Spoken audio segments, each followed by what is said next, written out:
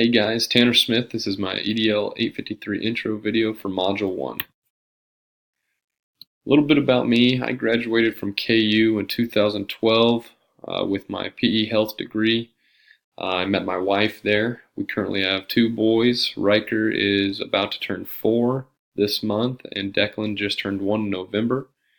My first teaching job and my wife's was in Syracuse, Kansas. I taught computers and PE there, and she was an English teacher. After 3 years or so there, we decided we wanted to come back towards Lawrence so my wife could work on her master's degree in social work. And that's when I took a job at Chase County Junior Senior High School in Cottonwood Falls. We're currently still there.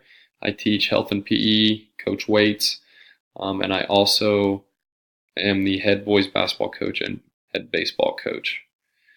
We really don't have any diversity when it comes to our student population or staff population, for that matter. We're predominantly white. Not a lot of diversity ethnicity-wise. Our biggest diversity would probably be low socioeconomic status for some of our students.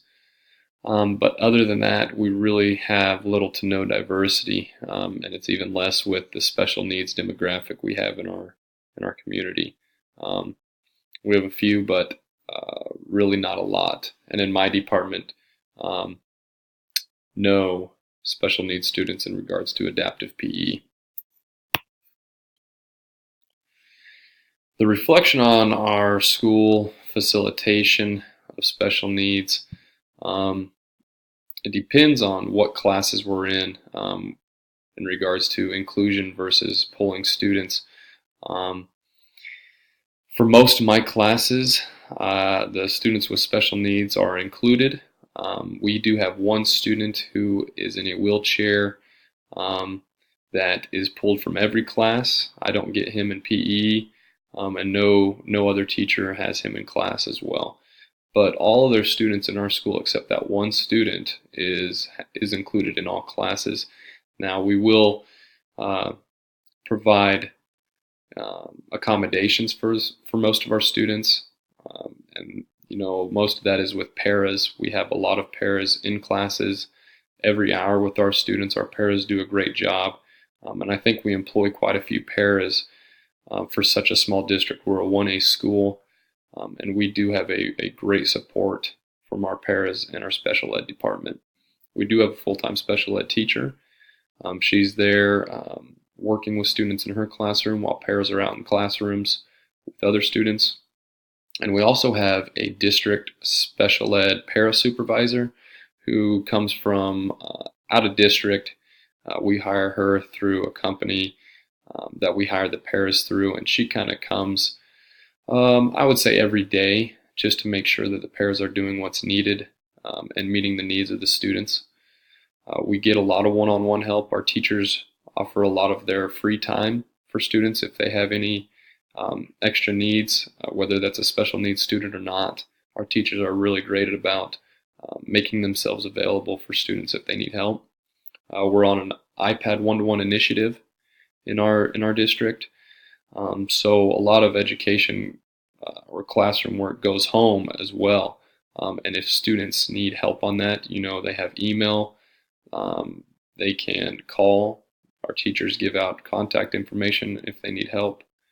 The one issue there is accessibility to internet. Some students don't have that accessibility, but taking the technology home provides them another opportunity to continue their education or work on homework at home instead of just at school. And most of us teachers in Chase County, practice differentiated instruction. We'll accommodate students on tests as far as questions, strength of questions, time, and things like that. Overall, I think our school does a pretty good job. My personal practice, I'm pretty limited with my experience, especially with adaptive health and PE. I think the last time I had to do any kind of adaptive PE was when I was still in college doing my student teaching. Since I've been in the teaching field, I've not had a student that required an adaptive PE curriculum. And still in Chase County, students that I have with special needs are fully included, and they really don't need any accommodations when it comes to physical education. In health, however, I offer the same accommodations that your core teachers will. I rely heavily on paras. I have any day we have health, I have a para in there with me, especially for our junior high students with special needs. Most of them struggle with reading, so we will pull students when it comes time for test taking, or they'll have assistance with assignments. In regards to read alouds, we'll have differentiated questions. Like I said earlier, strength of questions.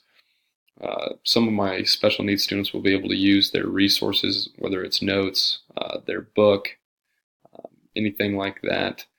And most time they're given more time to complete certain assignments or tests. Me personally, I think I could probably do more for students that I don't currently see.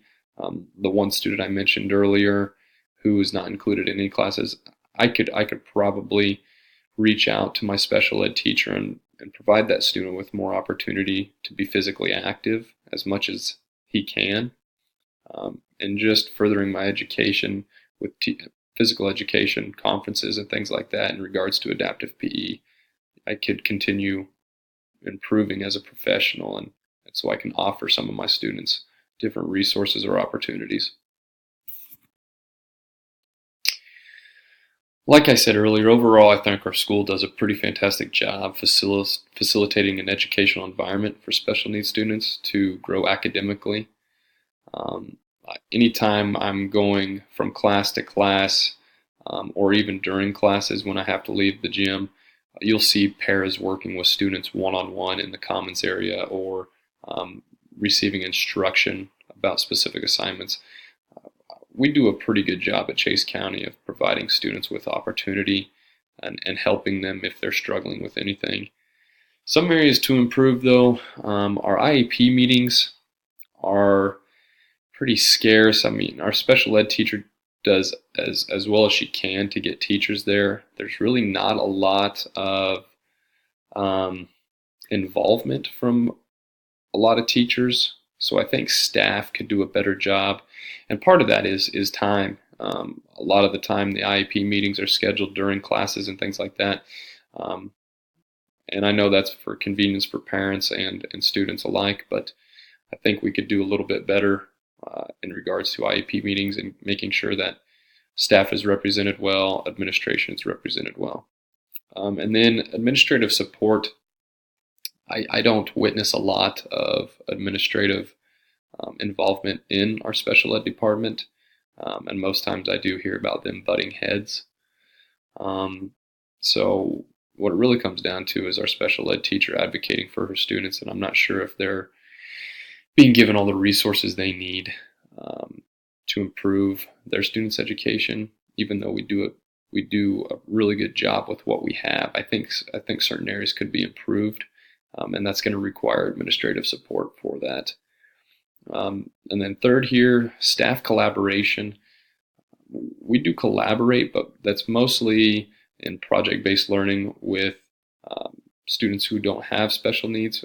It is limited, but I think we as a staff could do a better job of collaborating and providing some of our special needs students with a better learning opportunity or experience. And then parent communication. And this is probably something for me, is I could probably do a better job communicating with my special needs kids as parents on expectations, and just communicating with them on assignments, and maybe asking them what else I can do to improve their students' learning or their experience in my classroom. As far as impact of funding goes, I don't see lack of funding being an issue for the areas I see that need to be improved, or the plan that I think needs to be put in place. Most of that is, just accommodations for teachers and administrators to be more involved in the special ed department.